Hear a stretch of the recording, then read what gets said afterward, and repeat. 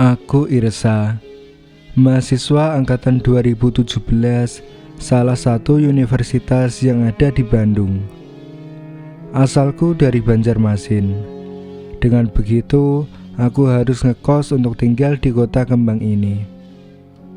Mungkin sama dengan teman-teman mahasiswa lain yang berasal dari luar Jawa, aku juga pada awalnya kesulitan untuk menemukan tempat kos yang nyaman dan sesuai dengan uang kiriman.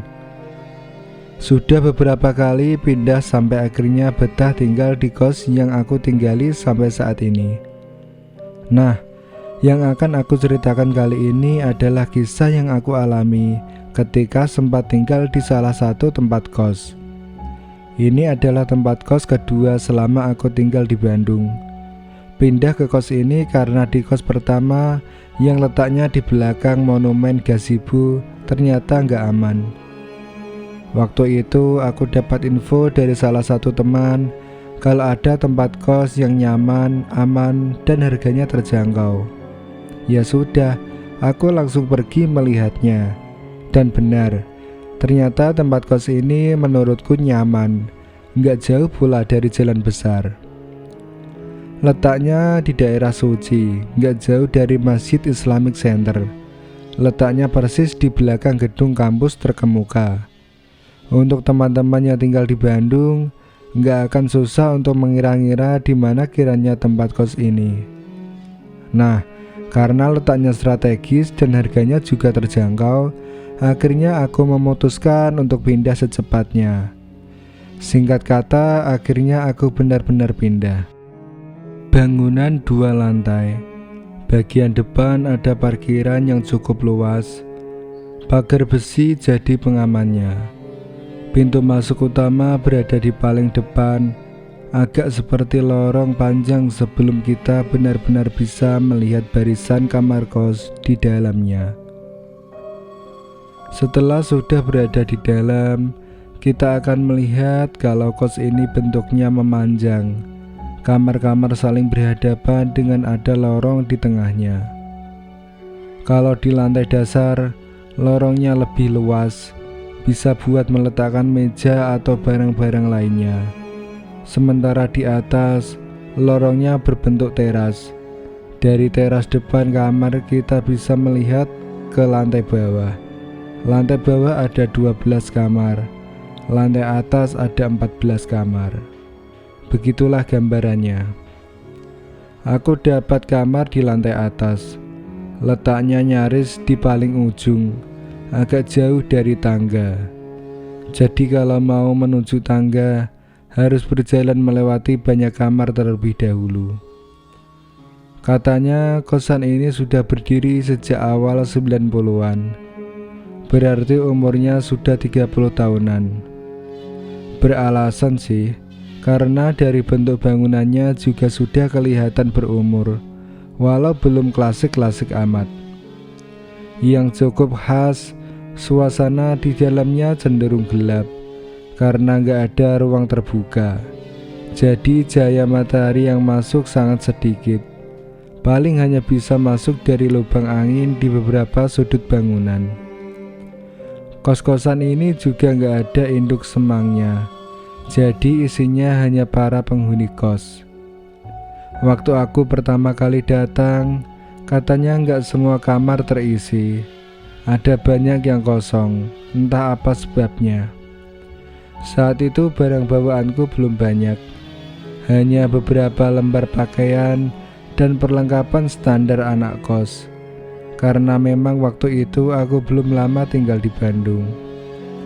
Kebetulan juga kamar kos ini sudah menyediakan tempat tidur, meja belajar, dan lemari. Sudah cukup buat aku. Oh iya, dalam kamar gak ada kamar mandi.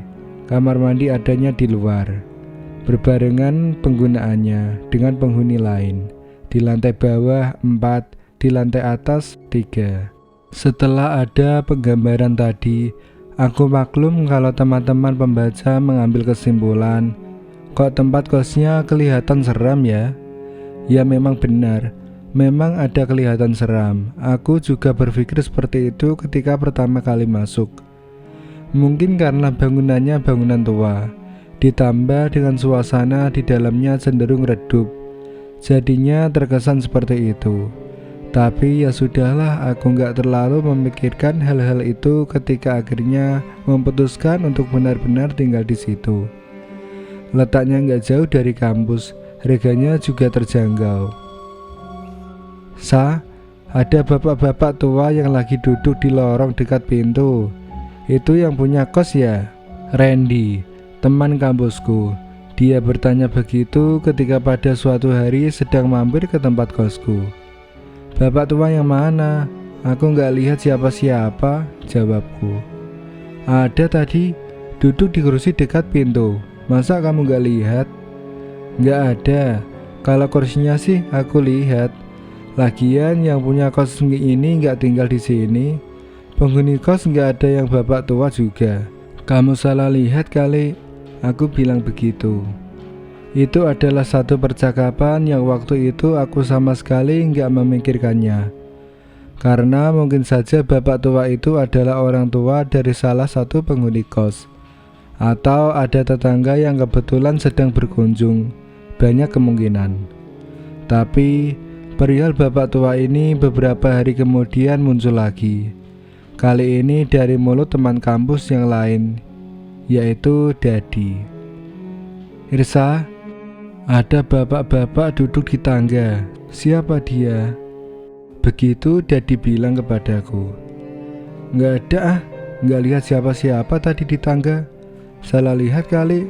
Aku jawab begitu, karena memang aku nggak lihat ada siapa-siapa. Nah, itu bukan yang terakhir. Hari-hari berikutnya ada lagi temanku yang lain melihat sosok yang sama, bapak tua. Yang menarik, penggambaran mereka tentang bapak tua ini nyaris sama, umur kisaran di atas 60 tahun. Tubuhnya kurus tinggi, rambutnya putih uban semua. Begitulah, nyaris sama penggambarannya. Sementara aku, setelah sudah sekitar 1 bulan tinggal di situ, sama sekali belum pernah bertemu dengan bapak itu. Penasaran sih. Dadi juga pernah bilang, ketika pada suatu hari menginap di kosku, dia lagi-lagi melihat sosok bapak itu sedang berdiri diam di dekat tangga. Kata Dadi, pemandangan itu agak menyeramkan karena waktu itu nyaris tengah malam. Lama-kelamaan, penasaranku semakin membuncah. Siapa sih bapak tua itu? Kok lama-kelamaan makin menyeramkan? Sampai akhirnya terjadilah peristiwa seram yang aku alami. Beberapa kali aku mendengar ada suara langkah kaki berjalan di teras berlantai kayu di depan kamar. Awalnya hanya itu saja, suara langkah kaki. Aku pikir itu langkah kaki penghuni kamar sebelah. Tapi kalau beberapa kali aku perhatikan, ternyata setelah langkah kaki itu nggak ada suara pintu yang terdengar terbuka ataupun tertutup. Suara langkahnya hilang begitu saja, aneh. Dan setiap kali sebelum muncul suara-suara aneh itu, hawa dan suasana dalam kos tiba-tiba berubah drastis. Jadi beda yang aneh dan gak biasa. Pokoknya aneh. Nah, ketika aku pada akhirnya melihat sosok bapak tua itu, aku ceritakan semua ke salah satu teman kos yang kamarnya di lantai 1, Gibran namanya. Kebetulan kami waktu itu makan siang bersama di warung makan gak jauh dari kosan. Jadi, lo udah ngelihat bapak itu juga? Tanya Gibran sambil menghentikan makannya. Iya, serem banget. Aku sampai gak bisa tidur semalaman, jawabku. Dan lagi, beberapa teman kampus sebelumnya juga lihat bapak itu. Dia itu siapa sih? Lanjutku. Inilah alasan gue untuk pindah kos. Minggu depan gue udah di kos baru, kata Gibran. Kamu mau pindah? Kenapa? Nggak betah ya? Ya, gue juga baru 4 bulan di situ. Nggak tahan, serem. Apalagi minggu depan sudah liburan semester kan. Anak-anak kos pasti pulang mudik semua. Kosong deh kosan. Emang ada apa sih? Aku makin penasaran. Jadi yang lo lihat itu, yang teman-teman lo lihat itu adalah bapak kos pemilik kosan dulunya. Gibran akhirnya memulai bercerita. Dulunya? Kok dulunya? Ya, bapak itu sudah meninggal awal tahun 2000-an. Gue dengernya juga dari penghuni lama. Aku langsung terdiam mendengar cerita Gibran. Makanya penghuni kos gak ada yang tahan lama, paling lama 6 bulan. Makanya kamarnya selalu banyak yang kosong kan, karena pada ketakutan. Lanjut Gibran. Serem banget. Selama hidupnya bapak itu dulunya memang selalu keliling kamar kos untuk menagih bayaran kalau sudah jatuh tempo.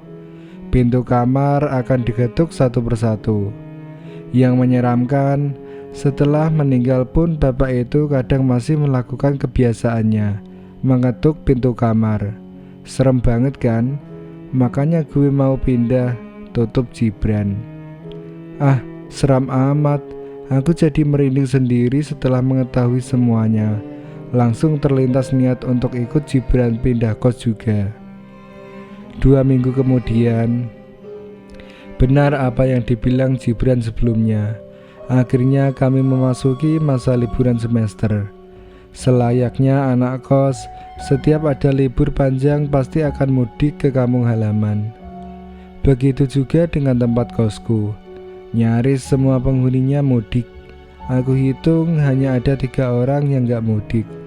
2 orang di lantai bawah, 1 orang di lantai atas. Aku orangnya. Aku gak mudik karena kendala ongkos. Kalau pulang aku harus naik pesawat yang mana tiketnya mahal. Jadi aku akan pulang kalau libur lebaran saja. Ya sudah, akhirnya aku terdampar sendirian di lantai atas. Ya, sendirian. Gak harus masa liburan. Masa kuliah pun tempat kos ini sudah sering sepi terasa. Apalagi liburan seperti ini. Lantai atas apalagi sangat terasa kosong. Hanya aku satu-satunya penghuni yang ada. Setelah mendengar cerita dari Gibran, cerita tentang almarhum bapak kos, aku jadi selalu was-was kalau malam tiba. Siang juga sama saja, was-was juga. Beberapa kali aku menginap di rumah Dadi kalau sudah merasa ada yang janggal atau mulai menjerumus seram. Tapi pada suatu malam aku terpaksa harus melaluinya di kamar kos. Padahal hawanya sudah gak enak dari awal. Waktu itu aku gak bisa menginap di rumah Dadi karena dia sedang keluar kota bersama keluarganya. Hari itu sebenarnya dari sore sudah ada kejanggalan. Persisnya ketika sedang mandi, aku mendengar ada suara gemercik air juga di kamar mandi sebelah. Aku mendengar seperti ada yang mandi juga. Padahal kan di lantai atas gak ada orang sama sekali. Kemudian aku langsung lari keluar kamar mandi ketika kemudian mendengar dengan jelas ada yang batuk. Lalu diikuti dengan suara nafas sesak. Malamnya, ketika sedang rebahan di tempat tidur, sekitar jam 8 malam aku mendengar ada suara langkah kaki yang mendekat. Tapi setelah terdengar sudah sampai tepat di depan pintu kamar, langkah itu berhenti. Tentu saja aku langsung membuka pintu, karena aku pikir itu adalah temanku yang datang. Aku langsung merinding parah ketika ternyata di luar gak ada siapa-siapa. Hiburanku hanya ponsel. Sampai menjelang tengah malam, hanya layarnya yang aku perhatikan. 1 jam sebelumnya lampu sudah aku matikan. Kamar jadi sudah gelap total. Jam sudah menunjukkan pukul 12 lewat sedikit. Ketika aku mulai merasakan ada perubahan, hawa tiba-tiba jadi aneh. Suasana berubah jadi makin sepi, kosong. Aku menyadari itu. Makanya ngantuk yang sebelumnya mulai datang langsung menghilang. Benar, seperti sebelum-sebelumnya, pertanda sama mulai terjadi lagi. Awalnya hawa tiba-tiba berubah, kemudian udara berangsur menghangat. Mulailah Sepinya berbicara, seramnya seperti punya rencana. Aku menahan napas, menajamkan pendengaran ketika samar mulai terdengar suara yang menandakan kalau ada yang sedang melangkah di teras. Ya, ada suara langkah. Suaranya khas, aku sudah mulai hafal. Derit lantai kayu yang terinjak, tarikan kaki yang tergeser terseret. Hafal dengan seramnya. Belum bangkit dari rebahan, aku tetap berbaring di balik selimut, sambil terus menerka-nerka tentang keseraman apa yang akan terjadi. Dan benar, itu suara langkah kaki, langkah yang sangat pelan. Semakin jelas aku mendengarnya. Makin lama makin mendekat, makin tinggi aku menarik selimut, sampai sebatas wajah. Hanya mataku saja yang kelihatan. Geseran langkah terseret itu semakin jelas terdengar, menandakan makin dekat si empunya. Makin dekat dan makin dekat, sampai akhirnya yang paling menyeramkan terdengar, suara nafas sesak. Suara nafas layaknya orang yang memiliki gangguan pernafasan. Suara nafas itu makin nyaring ketika pada akhirnya dari jendela aku melihat ada bayangan sosok bapak tua itu di tirai. Sosok ini terus bergerak lambat menuju pintu. Aku gemetar, merinding, sementara pandangan gak bisa lepas memperhatikan jendela. Bapak tua terus berjalan sampai ketika sepertinya dia sudah di depan pintu, lalu berhenti karena langkah kaki gak kedengaran lagi. Hening, hanya menyisakan suara nafas tersengal di balik pintu. Lalu tiba-tiba ada yang mengetuk pintu kamarku. Bapak itu mengetuk pintu kamar. Aku ketakutan, sama sekali gak ada niat dan keberanian untuk membuka pintu. Sekali lagi bapak itu mengetuk pintu kamarku. Aku semakin ketakutan. Tuhan, aku berharap semoga sebelumnya enggak lupa mengunci pintu. Ternyata harapan tinggal harapan. Beberapa detik kemudian, gagang pintu mulai bergerak sendiri. Sepertinya ada yang sedang berusaha membuka pintu dari luar. Aku yang sudah dalam ketakutan yang teramat sangat, tiba-tiba melihat pintu kamar perlahan mulai bergeser terbuka. Ya, pintu kamarku terbuka dengan sendirinya. Makin seram, aku meremas ujung selimut kuat-kuat. Pandangan gak berkedip terus menatap. Pergeseran pintu terbuka perlahan. Perlahan juga aku akhirnya dapat melihat kalau ada sosok yang sedang berdiri di depan pintu, di depan kamar. Sosok yang sudah biasa aku tebak sebelumnya. Pintu akhirnya terbuka lebar. Saat itulah aku bisa melihat dengan jelas ada sosok bapak tua yang sedang berdiri di depan. Tubuhnya kurus tinggi, agak membungkuk, mengenakan kaos putih kusam, bercelana warna gelap. Rambut putihnya menghiasi wajah dengan garis usia yang pucat pasi tanpa ekspresi. Suara tarikan nafas sesaknya terus terdengar. Bapak itu menatapku dengan tatapan kosong. Ada lingkar gelap di sekitar mata. Kemudian sambil memeringkan kepala, dia mulai tersenyum, menyeringai yang seram. Aku menangis dalam diam menyaksikan semuanya. Cukup lama seperti itu, sampai ketika dia perlahan mulai melangkah lagi, menuju ke arah kiri kamar. Langkahnya pelan, aku terus perhatikan, dan akhirnya dia hilang dari pandangan. Seperti tersentak tersadar, aku bangkit dari tidur, lalu lari keluar kamar. Gak menoleh ke belakang, aku terus lari keluar tempat kos. Malam itu aku gak berani pulang.